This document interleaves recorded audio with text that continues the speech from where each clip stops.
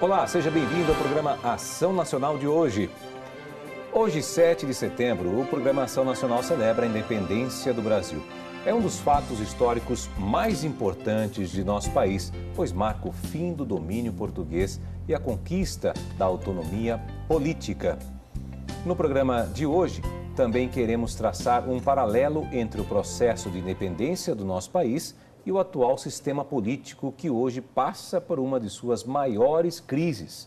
Eu recebo em nossos estúdios o historiador e sociólogo Eduardo Baez e também o professor de Relações Internacionais e economista da Facamp, Lício da Costa Raimundo. Obrigado pela presença de vocês dois hoje no Programação Nacional. Que bom a gente poder discutir um pouquinho a respeito da história um pouco do Brasil, né, para a gente falar um pouquinho dele. E eu queria saber dos dois, o que levou aí o Brasil a ser independente? Como é que foi todo esse processo? Podia começar aqui com o historiador, né?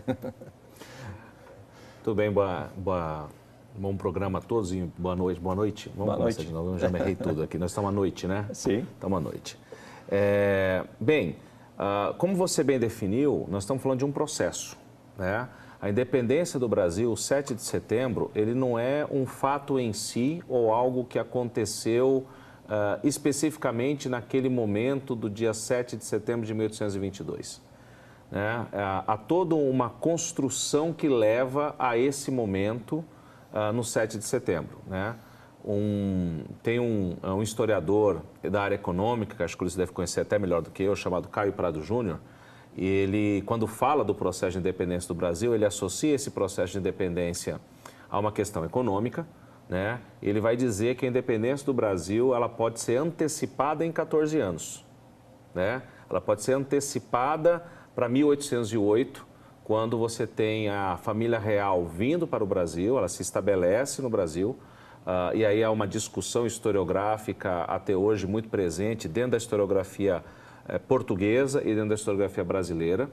Na historiografia portuguesa, essa transição é uma transferência, ela é muito mais vinculada a uma ideia de uma vinda da família real, e dentro da historiografia brasileira republicana vai falar de uma fuga, né? Dom João VI teria fugido de Portugal para o Brasil por conta da expansão napoleônica, mas para a historiografia portuguesa isso é visto como uma simples transferência, porque já existia um plano anterior e tudo mais.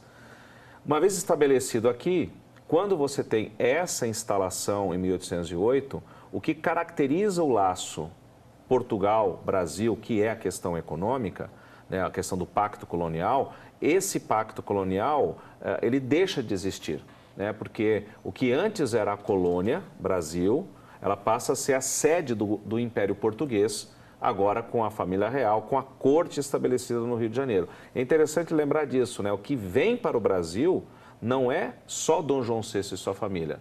É todo o governo português que ele consegue embarcar sob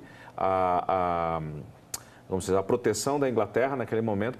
Ele vem e se estabelece no Rio de Janeiro com todo o governo português. Então, é o que a gente chama de inversão americana. O que antes era uma colônia, agora é a sede do Império Português. Então, por isso, porque você não tem mais essa sede lá em Portugal, essa sede agora é no Brasil, dentro da economia, dentro da questão do que era o Pacto Colonial, pode-se dizer que a independência do Brasil ela pode ser antecipada em 14 anos a partir desse evento. Aí você anda mais um pouco, né? Passa-se o tempo da família real aqui, a política europeia ela começa a ser modificada com a derrota de Napoleão, e você tem em 1815 a derrota definitiva com a necessidade de restaurar as monarquias. E Dom João VI resolve ficar. Para não ceder às pressões, ele eleva o Brasil à categoria de Reino Unido. E aí você tem uma mudança política. Então você tem uma mudança econômica em 1808 e em 1815, com o Brasil elevado à categoria de Reino Unido, ele oficialmente deixou de ser colônia. Ele passa a ter uma autonomia política, tanto é que quando Dom João VI volta para Portugal, ele deixa o filho dele aqui com autonomia para governar. E aí você pode também antecipar em 7 anos, em 1815.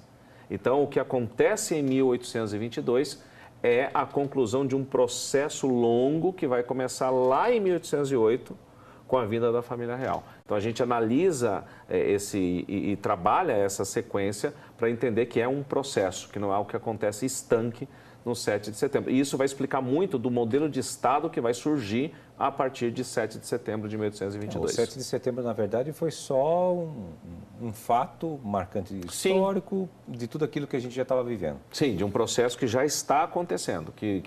Tanto que Dom João, quando ele volta para Portugal, ele chama o Dom Pedro para uma conversa tipo pai para filho, olho no olho, né? Aquelas que nossos pais tiveram conosco quando a gente tinha uns 17, 18 anos, a gente teve, sentamos, né? Deixa eu, pai. Exatamente. Ele fala assim, filho, Pedro, meu filho. Por sinal, meu filho chama Pedro e esse papo é muito parecido. Pedro, meu filho. O Brasil vai se separar de Portugal. É inevitável. A conjuntura da época está levando a isso e a própria situação brasileira leva a isso. Então, vai se separar. Então, eu prefiro que você comande o processo de independência, porque você pelo menos vai me respeitar, palavras dele, e a coroa será mantida na família. Sim. Né? Você como imperador no Brasil, rei no Brasil, eu como imperador-rei em Portugal. Há a possibilidade da recolonização, melhor, da reunificação. E na ordem natural das coisas, eu possivelmente irei primeiro do que você. E quando eu me for, você é o legítimo herdeiro no Brasil e em Portugal. E, se necessário for, há a possibilidade de reunificação legítima na monarquia portuguesa, que se mantém, né, a Casa de Bragança se mantém no comando do Brasil e de Portugal, só que agora com 2 reinos autônomos e com pai e filho governando. Uma brilhante jogada de Dom João VI. A historiografia brasileira republicana constrói a figura de um Dom João muito, muito diferente do que quando você o analisa enquanto essa figura política naquele contexto. O próprio Napoleão disse que Dom João VI foi o único monarca europeu que o enganou. Interessante, né? Bom, Lício, e diante de toda essa situação que ele está falando aqui, quando vem também a família real para o Brasil, também traz riquezas, né? Que a gente começa a ter uma economia muito mais forte, que eu acho que até incentivou cada vez mais ainda a independência do país, né? Sim. Isso de fato ocorre, mas eu queria ressaltar na fala do Baez um fato importante, quer dizer, é uma espécie de mudança com continuidade. Uhum. Essa é uma tônica na história do Brasil, né? Para o bem e para o mal. Quer dizer, uma espécie de mudança que preserva o antigo. Não há uma ruptura na história do Brasil, né? Se você acompanhar os momentos-chave da história do Brasil, você vai ver que essa é uma situação que se repete. As coisas se transformam, não é? Como o Baez bem colocou. Do ponto de vista econômico, a vinda da família real foi uma mudança importante. Do ponto de vista político, o acontecimento de 22, evidentemente, foi importante. Porém, você percebe claramente uma permanência das estruturas, no caso brasileiro, né? Isso se repete em 22, isso vai se repetir mais à frente, já em 89, né? Quer dizer, e ao longo também do período seguinte, do período republicano, nós parece que temos aqui uma situação, um compromisso com a mudança que parece ser uma mudança, mas que é sempre uma continuidade. E isso vem, se você quiser, até hoje, né? Sem dúvida. Então, isso aí, até eu ia fazer esse tipo de pergunta, você começou a falar aqui, desse processo de independência do nosso país com os dias atuais, né? Se podemos fazer uma comparação. É exatamente nessa linha, né? É mais ou menos parecido com o que hoje a gente vive ou não? Como é que é? Gostaria que você falasse um pouquinho. Olha, Júnior, eu acho que existem vários paralelos interessantes que a gente pode fazer daquele período com o que acontece hoje, né? Mas talvez o paralelo mais importante, a meu juízo, e eu depois queria ouvir o Baez até, é o seguinte: você ingressa num período depois da vinda da família real, logo 1808, período que se estende ao longo do século XIX e que se aprofunda a partir do segundo reinado, a partir do momento em que Dom Pedro II, em 1840, assume o império, que é um período de turbulência, não é? É um período de turbulência que, no entanto, não aponta nenhum tipo de grupo social organizado que tem condições de apontar para uma mudança. Desculpa, construir uma mudança. O único grupo social organizado é a oligarquia. Que se mantém no poder. Mas que tem um compromisso que é exatamente o contrário da mudança, que é um compromisso da manutenção. Da manutenção. Então, para se manterem no poder. Para se manterem no poder, exatamente. Não para construir um país... Exatamente. Então, vamos ver, vamos observar. Você tem uma oligarquia que é fundamentalmente ligada à riqueza da terra, agrária, uma oligarquia agrária, que é conservadora, não é? Que vive da renda da terra. E hoje você tem claramente definida uma oligarquia que também vive da renda. Só que hoje não é mais apenas da renda da terra e nem principalmente. É uma oligarquia hoje que vive da renda dos juros da dívida pública. Mas é um paralelo que você tem que fazer. Por quê? Porque tanto aquela quanto essa... Bancos e coisas desse tipo. Bancos e uma porção imensa da classe média. Né? Júnior, eu vou dar um exemplo a você. Hoje, o cidadão que tem R$2 milhões aplicados em títulos da dívida pública, ele ganha R$1.000 por dia de juros. Ele ganha R$20 mil por mês de juros. Essa camada que é ampla e que não envolve só os bancos, mas envolve os seus clientes, evidente, boa parte dos seus clientes. Essa camada, ela não tem nenhum compromisso com a mudança e com a ruptura da posição subordinada do Brasil em relação ao cenário internacional, por exemplo, do ponto de vista econômico. Né? Muito bem, esse é um grupo oligárquico compromissado com a manutenção e não com a mudança, lá atrás, hoje também. Lá atrás, você tinha as burguesias nacionais, sobretudo a burguesia comercial e a burguesia ligada ao financiamento do comércio de café.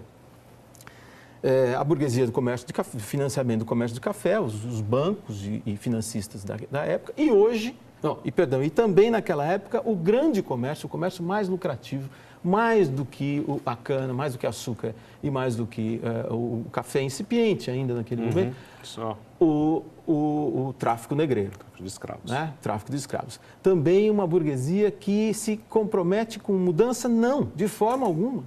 Né? Ela olha para fora e diz assim, não, eu quero reforçar os laços da minha subordinação em relação à Inglaterra.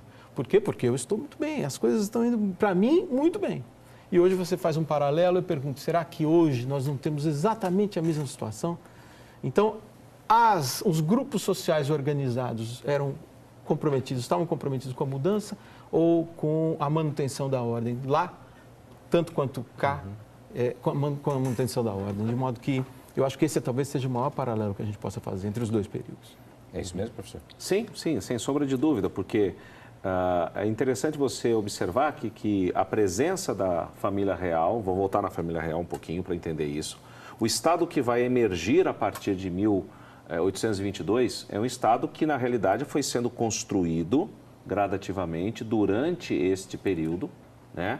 E ao ser construído gradativamente, você tem essas oligarquias se apossando e se achegando à figura central do poder, que é Dom João VI, e que também estará junto com o príncipe regente Dom Pedro. Então, você tem um momento naquele século XIX, ali, naquele momento inicial, de grande tensão na América. Por quê? Em 1804, e aí eu retomo a fala do tráfico negreiro, é muito importante. Em 1804, o Haiti, ele consegue a sua independência através de uma revolução sangrenta, né, como todas as revoluções, que é a Revolução de Santo Domingo. Né? Inicialmente com até um certo apoio dos Estados Unidos, mas depois, o que vai acontecer com o Haiti? O Haiti é a primeira república negra fora da África, né?